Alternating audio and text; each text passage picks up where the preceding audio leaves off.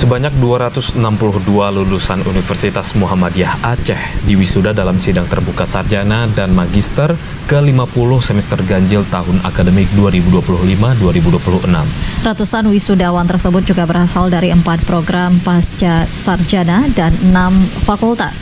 Wisuda berlangsung di Unmuha Convention Center Ahmad Dahlan, Sabtu 11 April 2026. Dalam laporannya, Wakil Rektor 1 Unmuha Aceh sekaligus Ketua Panitia Wisuda Nuzulman menyebutkan, dari total 262 wisudawan terdiri dari berbagai program studi. Di antaranya 17 lulusan Magister Kesehatan Masyarakat, 1 Magister Manajemen, 12 Magister Rekayasa Sipil, dan 5 Magister Pendidikan Agama Islam. Sementara itu untuk program sarjana terdiri dari 40 lulusan Fakultas Hukum, 118 Fakultas Ekonomi, 24 Fakultas Teknik, 15 Fakultas Agama Islam, 22 Fakultas Kesehatan Masyarakat, dan 8 lulusan Psikologi.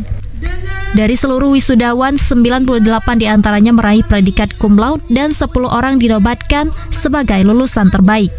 Sementara itu, Rektor Unmuha Aceh Aslam Nur menyampaikan pada semester ini terdapat 3 dosen yang berhasil menyelesaikan program doktor, sehingga total dosen bergelar S3 di Unmuha kini mencapai 58 orang atau sekitar 25% dari total dosen.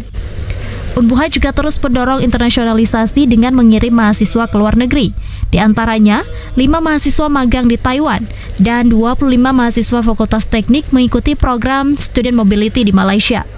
Selain itu, Unmuha meraih predikat Universitas Terbaik kedua serta Golden Winner dalam pemeringkatan Sinta oleh Kemendikti Saintek. Di Unmuha ini ada Career Development Center yang mana mempunyai jaringan dengan dunia usaha.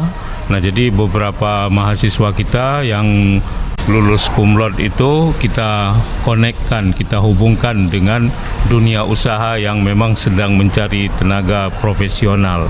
Dan insya Allah beberapa seperti pengalaman-pengalaman lalu, alumni Universitas Muhammadiyah Aceh itu memang ditunggu di beberapa dunia usaha untuk berkarir di sana.